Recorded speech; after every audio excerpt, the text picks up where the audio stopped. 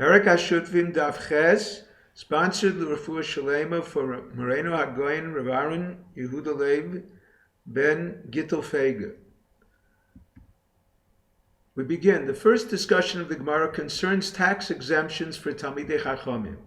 Number one, the Gemara brings a machlokas as to the source. Reish Lakish learns it from a verse in Tehillim.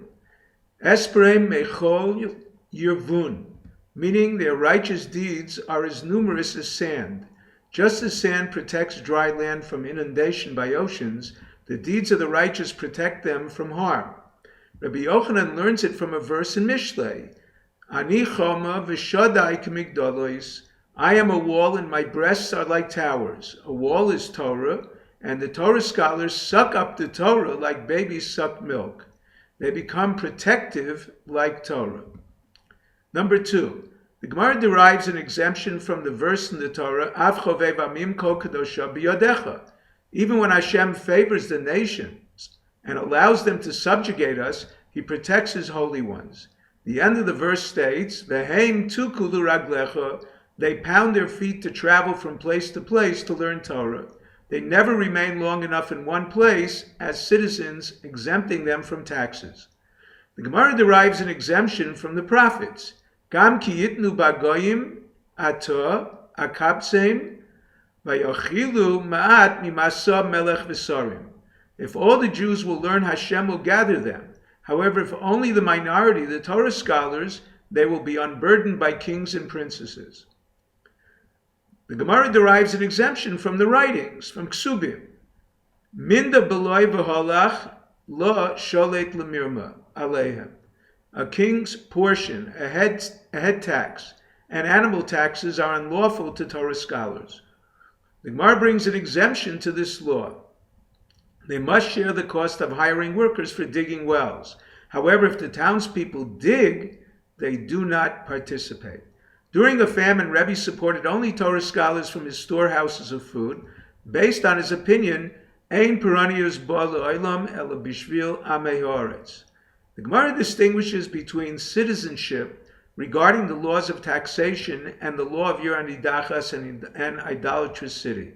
A citizen, even orphans, are taxed for boards to fortify gates, repairing walls, inspectors, weapons guards, or any beneficial project after 12 months being in the city.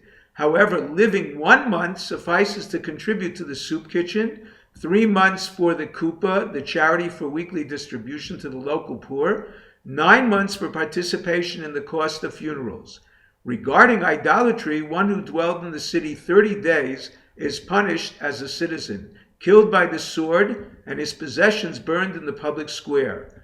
The verse states, Yoshvei ha'ir, not B'nei ha'ir. The Gemara proves by way of a verse, and logically, Pidyon Shvuyin is the most charitable mitzvah.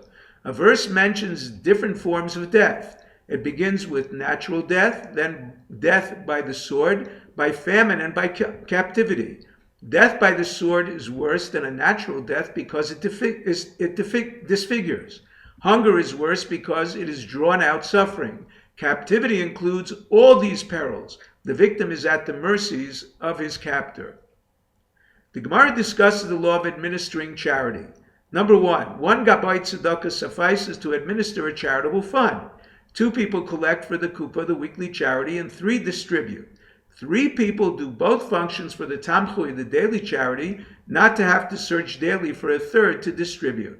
2 collectors are required because at times they must exercise authority, such as seizing collateral from a wealthy patron, even Erev Shabbos for an unpaid pledge. 2, the kupa was mainly distributed to the poor of the city and the tamchui to any poor person. However, the gabayim were permitted to divert the kupa for an overflow of poor visitors or to provide not only food but clothing. According to some Rishonim, diverting includes any community need. Number 3, gabbai tzedakah are not permitted to separate, not to raise any suspicion of theft except to collect from different residents. Number 4, a gabbai tzedakah found money or his debtor paid him while collecting must place the money in the charity purse and remove it at home. Number 5, Gaboy Tzedakah that have a surplus of copper coins that tend to mold should exchange them with other people. Surplus food should be sold to other people. Number 6, Gaboy Tzedakah must count coins one by one. If you're enjoying Daf in 5, please click on the link below, subscribe, and become a sponsor.